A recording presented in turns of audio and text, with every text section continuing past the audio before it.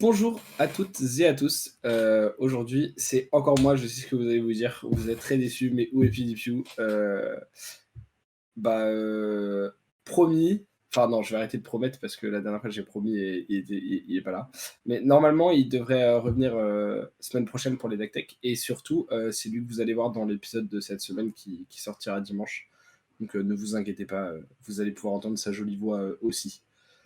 Cette semaine, pour la Deck Tech, du coup, on a un truc un peu plus fun que les deux dernières. En même temps, je dis ça, mais Riptide, je pense que c'était dans la catégorie fun aussi. Mais aujourd'hui, je vais vous présenter une deck tech en UPF. Alors, pourquoi je vous présente une deck tech en UPF? Parce que c'est la semaine avant les nationaux pour nous en France. Et que il y aura de l'UPF le samedi soir avec notamment les gens de l'œil d'Ophidia et de Tour Zéro qui s'affronteront à des tables avec vous. Ceux qui veulent faire de l'UPF aussi seront les bienvenus. On essaiera de faire un maximum de tables pour que tout le monde puisse s'amuser. Et du coup, je me suis dit que j'allais vous présenter un des decks qui est un des trucs que je réfléchis à jouer pour ce week-end. En vrai, j'ai 4 idées de deck, on va dire. Et ça, c'est celle que j'ai le plus envie de jouer. Mais comme c'est dur de tester en UPF, je ne sais pas si ça marche. du coup peut-être qu'au dernier moment, je changerai d'avis. Mais en tout cas, ça, c'est une des options que j'envisage. Et du coup, Night, si tu peux afficher la decklist, s'il te plaît. Du coup, donc, c'est Braillard. Alors déjà, disclaimer, pour les gens qui reconnaissent certaines cartes d'une époque, les gens qui jouent depuis plus longtemps, oui, il y a Seaball Lightning. Oui, ce n'est pas banni en UPF. Oui, je compte en profiter parce que la carte est turbo broken. Ok, cela étant dit, du coup, je suis en train de me rendre compte d'ailleurs, en regardant la liste, qu'il manque des Bramble Spark. Donc je ferai peut-être une deuxième copie update pour le lien en description. Mais en tout cas, la liste n'est pas 100% fixée.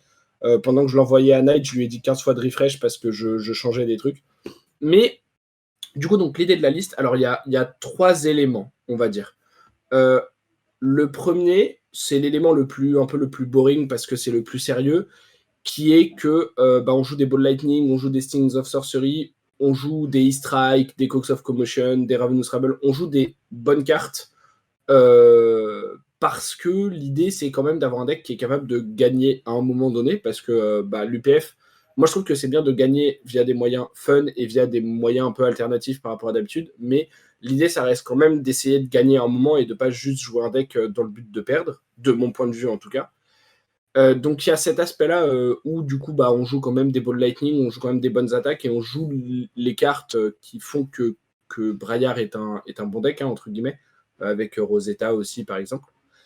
Ensuite il y a la deuxième partie qui est la partie propre à l'UPF, c'est-à-dire on peut jouer des cartes qu'on ne peut pas jouer ailleurs, notamment Good Deeds Don't Go Unnoticed et Shitty Xmas Present, qui sont des cartes que j'adore. En plus, Good Deeds, c'est trop bien parce que ça bloque 4 avec un embodiment.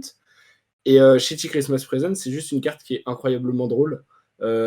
Puisque c'est une carte qui littéralement dit piou piou, on met une Crackle Bubble sur le dessus du deck d'un héros. Et ça, je trouve ça trop marrant. Voilà, c'est une carte que je rêve de pouvoir jouer depuis qu'elle est sortie il y a plus de 6 mois. Et là, je vais enfin pouvoir la jouer. Donc, je suis très heureux. D'ailleurs, je me demande si c'est il y a plus de 6 mois ou même il y a 1 an et demi. Parce que je me demande si c'était pas même genre décembre d'encore d'avant. Mais bref. En tout cas, du coup, donc, euh, il y a cet aspect-là avec ces cartes-là qu'on va jamais voir dans d'autres formats parce qu'elles sont pas légales dans d'autres formats. Et du coup, l'UPF, c'est aussi une manière de jouer ces cartes-là qui des fois sont forts, des fois sont juste fun. Des fois sont des cartes comme Good Deeds Don't Go Unnoticed qui sont sympas parce qu'elles elles ont un impact sur l'ensemble du board et l'ensemble des joueurs et des joueuses à la table, ce qui est plutôt cool. Euh, le dernier aspect du deck, c'est la carte Blossoming Spellblade, qui, depuis qu'elle est sortie, c'est-à-dire dans Tales of Aria, est une de mes cartes préférées. Déjà parce que je trouve l'artwork vraiment beau. Et ensuite, parce que je trouve la carte. En fait, les gens le savent, je joue Kano, donc j'aime bien les combos, les trucs comme ça, où il faut œuvrer un peu pour faire un truc qui snowball et qui est exponentiel. Et Blossoming Spellblade, c'est genre vraiment la carte qui fait ça. En fait, Blossoming Spellblade, c'est une carte qui demande à être fuse par Earth et Lightning, donc il faut révéler les deux, ou une carte qui ait les deux éléments comme une Pulse. Et ensuite, en fait, ça a deux lignes de texte. Une qui dit quand elle attaque, tu mets un dégât d'arcane au héros ciblé si elle a été fuse. Bon, ça c'est ok. On peut l'arcane barrière, c'est pas très important. Par contre, la ligne qui est genre hyper intéressante et pertinente, on va dire, c'est la ligne qui dit si Blossoming Spellblade a été fuse, elle gagne dès qu'elle met des dégâts à un héros adverse. Vous pouvez bannir une carte non-attaque action de votre cimetière. Si vous le faites, vous pouvez la jouer ce tour comme si c'était un instant. Et à ce moment-là, vous la bannissez au lieu de la mettre dans votre cimetière si elle devait aller dans le cimetière. Et du coup, qu'est-ce que ça permet, cette carte-là, qui est incroyablement sympathique? Et bah, ça permet notamment de faire des combos avec des cartes comme Tom of Yendal, comme Plunder Run, ce genre de cartes, qui permettent en fait juste de faire un énorme tour un peu d'OTK, avec un énorme tour de combo où on va essayer de snowball et de faire un énorme tour avec plein d'attaques et de tuer un peu tout le monde à la table. Selon la vitesse de la table, on peut soit jouer en essayant de faire ça, mais en ayant juste les Ball Lightning et les attaques pour 0 pour 4 Go Again qui font la force de Braillard et qu'on peut juste jouer pour être fort à la table, on va dire, et être agressif. Mais si la table est un peu lente ou qu'on se fait pas trop focus, on peut setup, voire même peut-être avec un pitch stacking ou en arsenalant des choses, etc. On peut setup un plus gros combo en étant plus assuré qu'il va passer avec des cartes comme Force of Nature, etc., qui peuvent venir nous aider à faire des trucs un peu sympas. Et je me rends compte d'ailleurs que Force of Nature, en fait, comme j'ai enlevé le Channel Moon Heroic, c'est plus une bonne carte dans le deck. Mais ne vous en faites pas. Comme on l'a dit, le but c'est d'avoir du fun. Donc Channel Moon Heroic est une carte à bannir de l'UPF. Et du coup, Force of Nature, elle peut potentiellement s'enlever. Ou alors vous pouvez mettre un peu plus de boost pour la compenser, un peu plus de cartes comme With Lightning par exemple, pour que Force of Nature soit plus efficace. L'idée du coup par rapport à Blossoming Spellblade, parce que là on pourrait se dire, bah oui, mais en fait on peut juste bloquer avec 2 cartes et Arcane Barrière le dégât d'Arcane et genre on fait plus rien. Alors, il y a 2 réponses à ça. La première, en fait, et c'est d'ailleurs pour ça que ce deck, c'est pas forcément un deck que je présenterai en Blitz, mais que pour moi, il est plus envisageable en UPF. La première option pour contrer ça, c'est que grâce à Ball Lightning, le dégât d'arcane qu'on propose peut devenir 2 dégâts d'arcane. Et en UPF en général, à part s'il y a un canot à la table, globalement, les gens auront plutôt Arcane Barrière 1 que Arcane Barrière 2, ce qui peut assurer de passer un dégât, et comme c'est Blossoming Spellblade qui met le dégât d'arcane, ça procra sa première ligne d'effet. La deuxième chose, c'est que dans les équipements, vous pouvez jouer vraiment ce que vous voulez, on s'en fout, il y en a juste un qui est très important, qui est Mark of Lightning. Pourquoi Mark of Lightning est très important? Parce que Mark of Lightning dit, vous pouvez la détruire et faire qu'une attaque mette un dégât au héros adverse, à condition que l'attaque soit défendue par une carte, que l'attaque soit défendue. Du coup, par une carte de la main. Donc l'idée, c'est que vous allez faire Blossoming, la personne va pitch pour l'arcane, va bloquer avec 2 cartes dans le but de ne pas prendre de dégâts physiques, pour ne pas vous laisser partir en combo. Et à ce moment-là, vous pouvez utiliser Mark of Lightning pour vous assurer au moins un proc d'effet, et pouvoir faire par exemple un Tom of Yendal en instant, ou quelque chose comme ça. Et là, vous pouvez potentiellement après réenchaîner, surtout que cette personne-là aurait utilisé 3 cartes pour se protéger. Et donc, vous avez potentiellement la capacité d'enchaîner derrière. Et si vous avez un deuxième Blossoming Spellblade, par exemple, de partir en combo. L'idée également, c'est qu'en UPF, il y a un élément qui est très important par rapport au Blitz, c'est que imaginez que vous êtes à 4 à la table, ok? Et donc, vous jouez, vous faites votre tour, vous attaquez un peu, vous faites votre setup. La personne à votre gauche joue ensuite, elle fait son tour. la personne à votre droite, pardon, à la gauche, du coup, donc, en diagonale de vous, va jouer son tour et va, par exemple, attaquer la personne à votre droite. Ok. Puis, la personne à votre. Pardon. Va attaquer la personne à votre gauche. Je m'en sors pas. La personne à votre droite va ensuite jouer, attaquer, repiocher des cartes. Du coup, la personne à votre droite aura une main pleine, peu importe si elle s'est défendue ou si elle a attaqué juste avant, comme si vous étiez en blitz en 1 contre 1. Par contre, la personne à votre gauche n'aura pas encore eu le temps de repiocher si elle s'est défendue contre la personne en diagonale de vous. Ce qui fait que si elle a utilisé ne serait-ce que 2 cartes pour se défendre, par exemple, a priori, elle n'aura pas les moyens de se défendre contre le dégât d'arcane et les dégâts physiques de votre Blossoming Spellblade, ce qui vous permettra d'avoir une cible plus facile pour démarrer votre chaîne de combo. Et du coup, c'est le deuxième élément un peu de ce deck qui fait que c'est potentiellement jouable en UPF. Alors après, encore une fois, comme je disais, c'est pas du tout quelque chose que j'ai testé, et même là, en parlant un peu, je me rends compte qu'il y a des cartes qu'il faudrait peut-être mettre, certaines peut-être enlever un petit peu. La liste n'est pas 100% terminée de toute façon. Enfin, c'est comme toutes les deck tech qu'on vous présente ici, c'est des choses qu'il ne faut pas hésiter à questionner et qu'il ne faut pas hésiter vous-même à changer un peu pour les améliorer, ou juste en faire quelque chose qui vous convient plus avec, par exemple, si vous aimez pas telle ou telle carte, la remplacer, faut pas hésiter.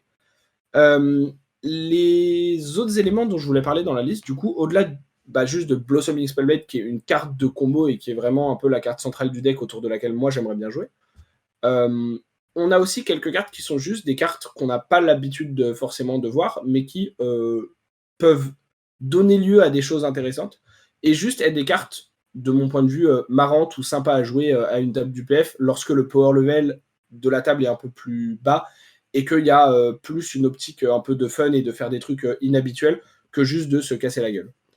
La première, c'est évidemment la Korchem, donc la fable de Tales of Aria. Comme j'en ai une et qu'elle est très belle, bah du coup, un peu comme les Good Deeds Don't Go Unnoticed et les Shitty Xmas Present, c'est une carte que je n'arrive pas à faire fonctionner dans un deck dans un autre format.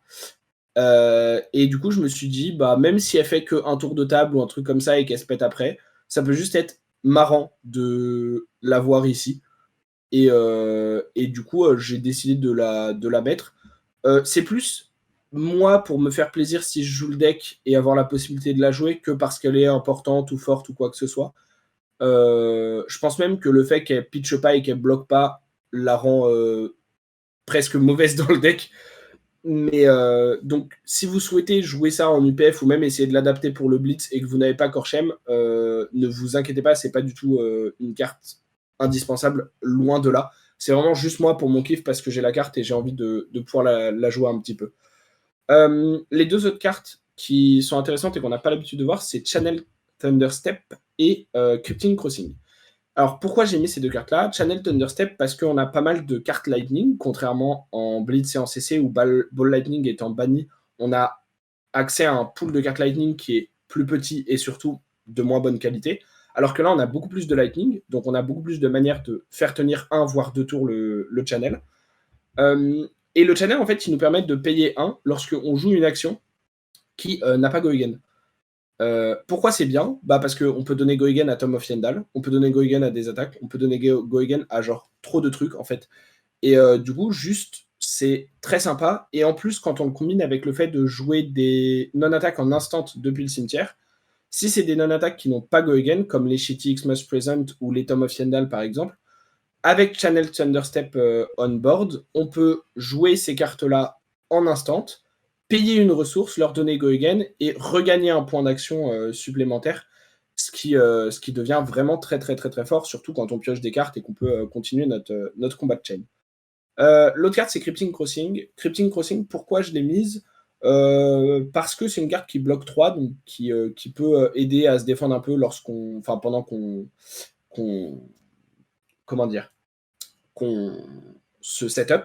Et c'est aussi une carte qui a le même genre de texte que Blossoming Spellblade, dans le sens où si vous avez pitché une non-attaque et une attack action card pour jouer Crypting Crossing, elle gagne la première fois qu'elle met des dégâts au héros qui défend. ce héros défausse une carte et vous piochez une carte. Du coup, ça fait une sorte de mini blossoming qui permet aussi de faire des mini combos ou des trucs comme ça. Et pourquoi c'est intéressant? Parce que ça combine bien avec String of Sorceries et les Ball Lightning, parce que ça combine bien avec Mark of Lightning si la game va un peu plus vite que ce que vous vouliez et vous n'avez pas vu vos Blossoming Spellblade. Et du coup, c'est juste que en fait, les cartes qu'on a mis et qui fonctionnent bien avec Blossoming Spellblade fonctionnent plutôt bien avec Crypting Crossing aussi. Et du coup, je me suis dit, pareil, c'est une carte que j'aime bien dans le design, qu'on n'a pas l'habitude de voir parce qu'elle est un peu underrated, parce que les decklists actuelles ne tournent pas forcément autour de cette carte-là. Et du coup, je me suis dit, bah, ça peut être l'occasion de jouer cette carte dans le deck. Et du coup, let's go. Enfin, voilà, ça permet de jouer des cartes aussi. C'est ça l'avantage de l'UPF, c'est que vous pouvez aussi jouer des cartes que vous avez moins l'habitude de pouvoir sortir et qui juste sont des cartes que vous appréciez et qui sont des cartes que vous pouvez jouer sans vous demander est-ce que la carte est assez forte, est-ce que la carte est pertinente, est-ce que tout ça. Du coup, voilà, ça fait un peu le tour. Il y a plein de cartes que j'aurais bien aimé mettre dans la liste. Donc, comme je disais, la liste, si c'est ça que je joue par exemple au Nats, elle sera peut-être amenée à changer d'ici à ce que je la joue pendant la semaine. Je pense qu'il y a. Enfin, je pense que j'aurais pu mettre 80 cartes et être content des 80, ou presque. Donc il y a beaucoup, beaucoup d'options, je pense. Ça dépend si vous voulez que ce soit quelque chose d'un peu plus consistant les tours où vous n'avez pas Blossoming, que ce soit quelque chose d'encore plus setup pour que Blossoming Spellblade soit vraiment un tour de combo OTK. Donc ça dépend un peu de ce que vous avez envie de faire avec le deck et de la direction dans lequel vous voulez le push. Maintenant, je pense que ouais, des cartes comme Channel Moon Heroic pour aller avec Force of Nature, ça peut être intéressant. Des cartes comme des Snatch ou des choses comme ça pour ajouter des attaques 0 pour 4, ça peut être intéressant. Des non-attack action qui ont des buffs pour juste jouer un peu plus comme une Briar classique et avoir plus souvent l'Embodiment of Lightning, ça peut être intéressant aussi. Donc il y a pas mal de directions possibles pour le deck.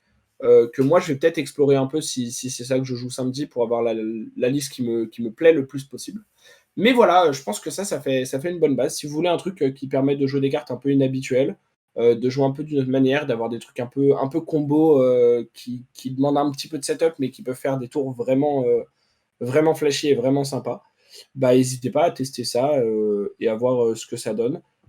C'est possible, si je joue ça samedi et que j'aime vraiment bien, que j'essaye de faire aussi une liste pour le Blitz et que je la présente à un moment dans nos deck tech.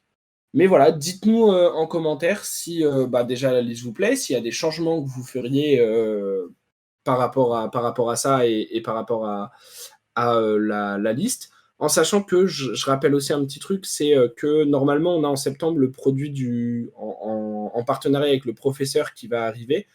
Et ce produit-là devrait être autour autour de l'UPF et tout ça.